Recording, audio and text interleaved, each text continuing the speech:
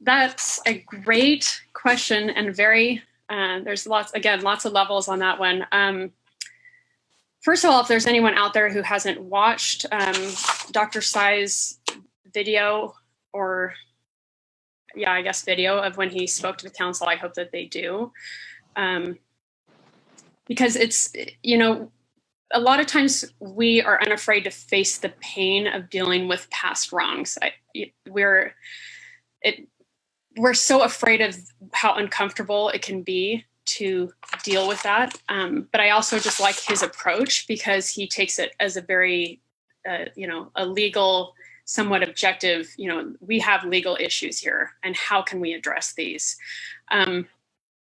I can't really speak to what the rectification of that would be. I think we get into a little bit of I don't know what you would call it, like a black hole, because if the state is deemed, what would you say? If they're deemed that they are illegitimate, then they don't have the ability to make rectification. And so you kind of have this balance of who is the legal authority that can address that? And it's probably with the state and the US federal government, and looking of ways of rectification of the illegitimacy and the legal problems with that. I think as a county, though, what we can do is push education and push awareness. I love that Tamara had him come in. This would be a great thing to do on an annual basis, to get some sort of update on what's going on, where they are legally, how the community feels about that. And I think Dr. Tsai also just really pushes education and awareness. And I appreciate that. I think he recognizes too that there isn't a clear path forward. We don't really see this, this is exactly what we should do at this point. I don't think anyone in the indigenous rights community, in the government, says this is the clear path, but we first need to definitely educate the populace and the lawmakers on what the issues are. And again, you brought up low voter turnout, and I think that the annexation or the overthrow of the monarchy was kind of the beginning of low voter turnout, because you immediately said, we don't care what you think, and that is what prevails.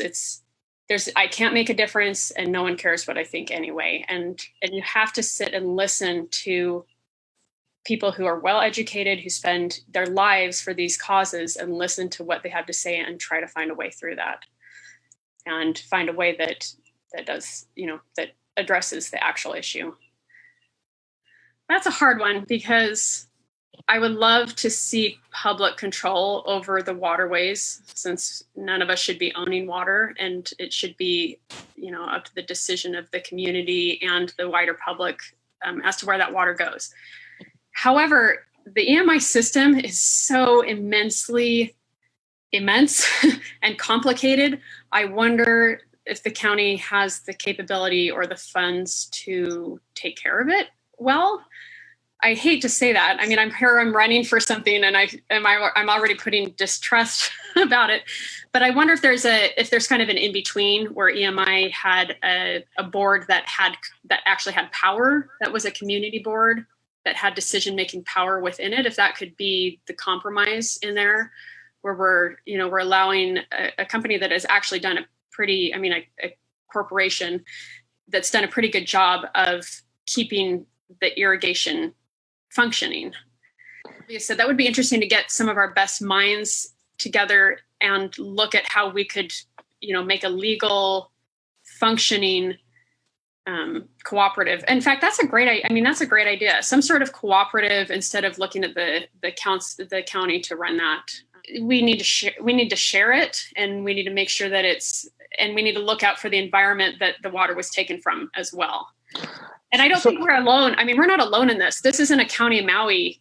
We're the first people to ever deal with water issues like this. I mean, this is a worldwide issue.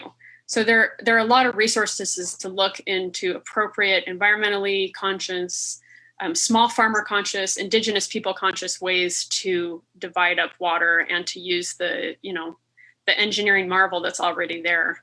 But definitely we don't want an offshore company having full control or even the majority of the say in that water.